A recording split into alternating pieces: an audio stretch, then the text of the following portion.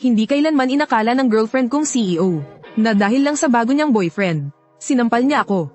Nang bumalik siya sa kumpanya sa ikatlong araw, nakita niya ang bakante kong pwesto. Bahagya siyang nataranta. Hindi ako kailanman nail late. Pumasok si Lin Yurua sa opisina niya. Wala pang 3 minuto siyang nakaupo. Nag-message na siya sa akin. 3 araw na ang nakalipas, hiniling ni President Kiao ng Kiao Corporation na ikaw mismo ang makipag-usap para sa isang business partnership. Maghanda ka at makipagkita ka sa kanya ngayong gabi. Ngunit bigla niyang napansin na hindi ko pala ni-replyan ang huling message niya. Biglang uminit ang ulo niya. Ngayon ay may lakas na pala siya ng loob na hindi mag-reply sa mga message ko. At isang gabi na ang lumipas. Sino ang nagbigay sa kanya ng kapal ng mukha? Nasaan si Woo Zien? Bakit hindi siya pumasok ngayon? Sabihin mo sa kanya, kapag hindi siya pumasok ngayon, kakaltasan ko siya ng 1 buwang sahod. President Lin, tinignan siya ni Lin Yurua. 2 araw nang hindi pumapasok si Woo Zien. Ano? 2 araw nang hindi pumapasok. Tawagan mo siya, tawagan mo hanggang sasagutin niya. Naiinis na hinilat niya ang kanyang sentido. Dahil dito, hindi malaman ng sekretarya ang gagawin. President Lin, nagmamadaling pumasok ang taga-HR. Anong problema? Si Woo Zien. Nag-resign na po. Ano? Nag-resign na.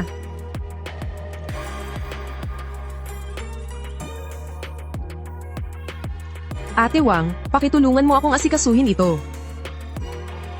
Ano? Secretary Woo, magre-resign ka. Ate Wang, pakiusap, asikasuhin mo na lang sa lalong madaling panahon. Hi.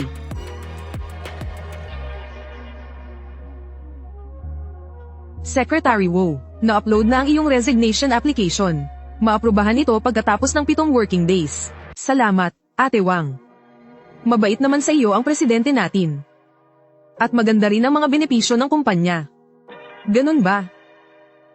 Basta, aalis ako sa lalong madaling panahon. Ate Wang, pakidalian na lang po ang proseso. Huwag mo nang sabihin sa kanya ng maaga. Nakatayo si Woo Zien sa harap ng floor-to-ceiling window ng opisina ng presidente. Medyo tulala siyang nakatingin sa maunlad na syudad sa labas. May bahid ng pighati sa kanyang mukha. Naroon si Lin Yurua, nakaupo, nakayuko at nagbabasa ng mga dokumento. Secretary Woo. President Lin. Bakit? Itinaas ni Lin Yurua ang kanyang ulo. Sa mga mata niyang maitim, walang mababakas na kahit anong init. Mamayang gabi, samahan mo si President Kiao ng Kang Corporation sa hapunan. Hindi ako pwede ngayong gabi. Pinutol ni Lin Yurua ang sasabihin niya. Kumunat ang kanyang magagandang kilay. Wala kang karapatang tumanggi. Huwag mong kalimutan ang utang mo sa akin. Naramdaman ni Woo Zien na ang kanyang puso ay tila pinipiga ng mahigpit. 3 taon, 3 buong taon na, inakala niyang ang tunay niyang pagmamahal ay mapapansin din balang araw. Pero hindi pa rin siya pinapatawad nito. Siya mismo ang nagtutulak sa kanya sa bawat kliyente. Walang kahit kititing na awa. Dati, sila ang pinakamalapit na magkasintahan. Nagkasundong mag-e-engage pagkatapos ng graduation. Nagmamahalan sila, kilala ang kaloob-looban ng isa't isa. Buo ang paniniwala na malalampasan nila ang lahat ng pagsubok para magkasama. Ngunit na aksidente ang ama ni Woo Zien dahil sa pagmamaneho ng lasing. Pero aksidenteng nabangga niya ang ate ni Lin Yuru. Walang mga magulang si Lin Yuru. Ang ate niya ang mag-isang nagpalaki sa kanya. Galit siya sa sarili niya. Naiintindihan ko, sa mga nakaraang taon, nagsumikap siya ng husto para lang maipakulong ang kanyang ama. Utang na dugo, dugo rin ang kabayaran. At ako, kailangan kong manatili para pagbayaran ang kasalanan ko. President Lin. Maaari ba akong magtanong ng huling katanungan? Sabihin mo. Sa loob ng 3 taon. Kahit isang saglit lang ba? Minahal mo ako, hindi. Sekretarya lang kita, hanggang doon na lang iyon. At isa pa, marumi ka na. Sa simula, ayaw talagang sisihin ni Lin Yuru siya.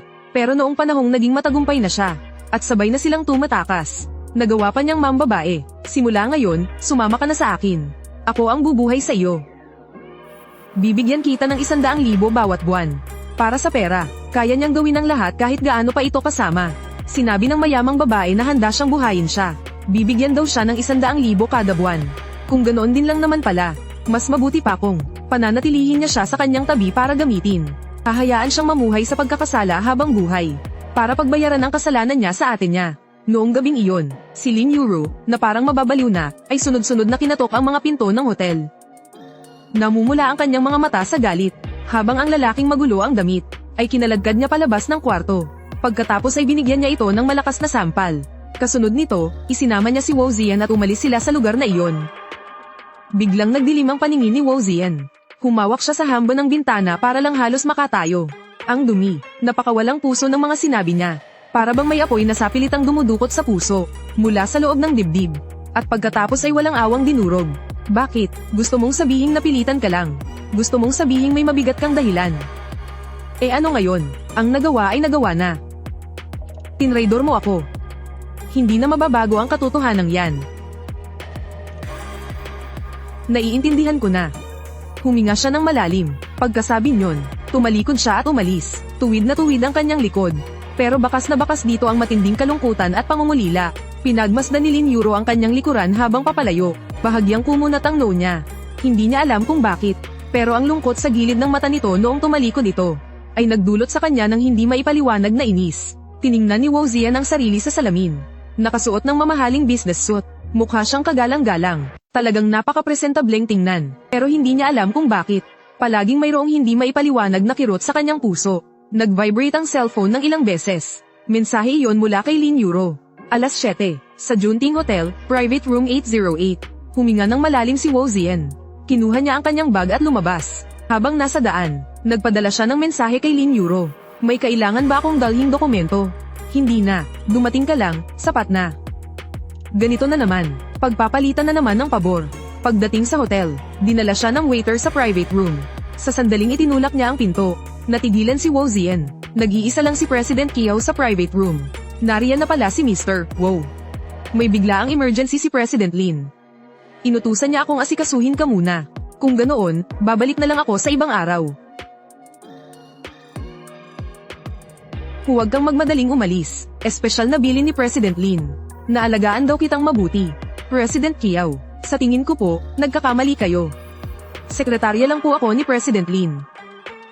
Sekretarya, ha ha ha. Hindi naman sinabi ni Lin Yuro na isa kang sekretarya. Ang sabi niya lang, siguraduhin ko raw na aalagaan kitang mabuti. Nakaramdam ng pangingilabot si Woo Zian. Nagumapang mula sa kanyang mga talampakan. Paumanhin, aalis na ako. Mr. Woo, huwag mo naman akong bigyan ng kahihiyan.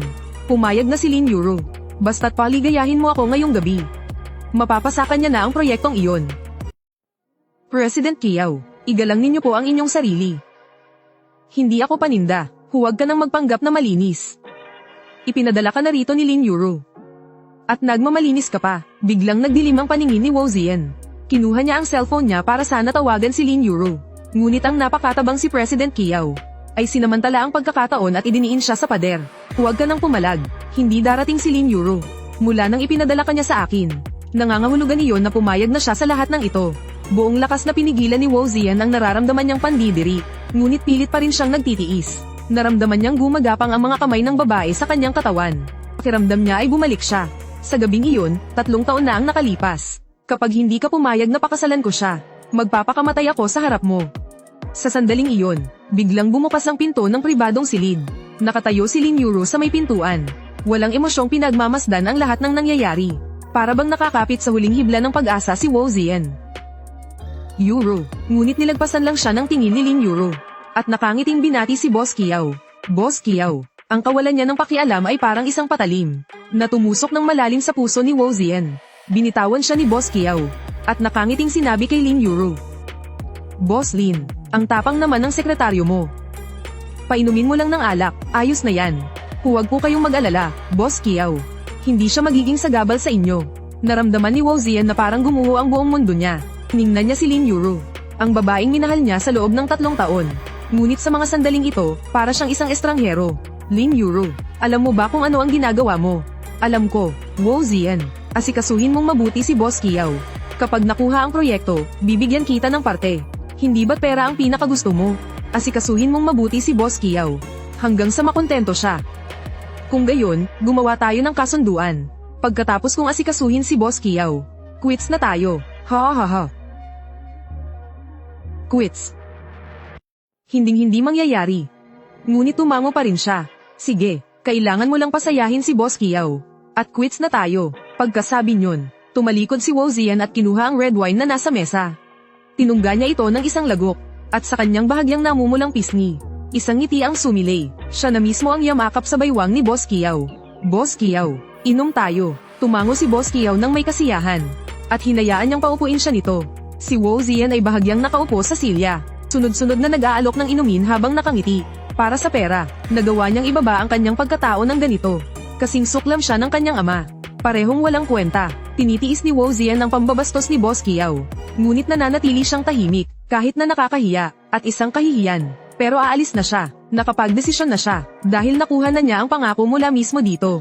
Panatag na ang loob niyang umalis. Hanggang sa matapos ang ilang tagay. Hindi na niya kinaya at pumunta sa banyo para sumuka. Si Boss Kiao naman ay lasing na at walang malay. Pagdating sa bahay, akmang magpapahinga na sana si Woo Zian. Nang magising siya sa isang tawag sa telepono. 5 minuto. Ang bagay na nasa litratong ipinadala ko sa iyo. Bilhin mo at dalhin dito. Tiningnan ni Woo Zian ang litratong ipinadala nito sa kanya. Sumangot siya. May pait na isinuot ang damit at bumangon. Pagdating niya sa pintuan ng hotel, ang mga ingay mula sa loob ay hindi na makapaghintay na marinig. Natigilan si Woo Zian. Tiningnan niya ang supot sa kanyang kamay. Mukhang hindi na ito kailangan. Sobrang atet naman nila. Napaupo siya sa sahig. Naalala niya noong nagsisimula pa lang sila. Si Lin Yuru, maingat na maingat, ay sumulat ng love letter para sa kanya at ipinuslit ito sa kanyang drawer. At tila hindi sinasadya, ginuhitan niya ng puso ang libro nito. At binilugan pa ang sarili niyang pangalan. Lihim silang naghahawak kamay sa gabi habang nag-aaral. Naglalagay ng scarf sa isa't isa kapag malakas ang snow. Iipunin niya ang isang buwang baon niya para mabili ang kwintas na matagal na nitong pinapangarap. Nagtrabaho rin siya bilang part-timer para makapag-ipon para sa kanilang kinabukasan. Minsan na silang nangako ng hindi mabilang na beses. Nagkasundong magmamahalan habang buhay. Pero sa huli, ang sarili niyang babae ay may kasamang iba sa kama. At kailangan pa niyang maghatid ng gamit sa hating gabi para lang hiyain.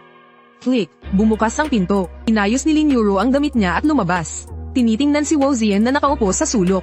Pero ang medyo bukas niyang kwelyo. At ang mga kainahinalang pulang marka ay kitang-kita pa rin. Labhan mo, ibigay mo sa akin kapag naplansya na. Umalis siya nang hindi man lang lumingon. Masunurin siyang tumango, sumunod sa likod ni Lin Yuru. Gaya ng dati, pinagbuksan niya ito ng pinto ng sasakyan.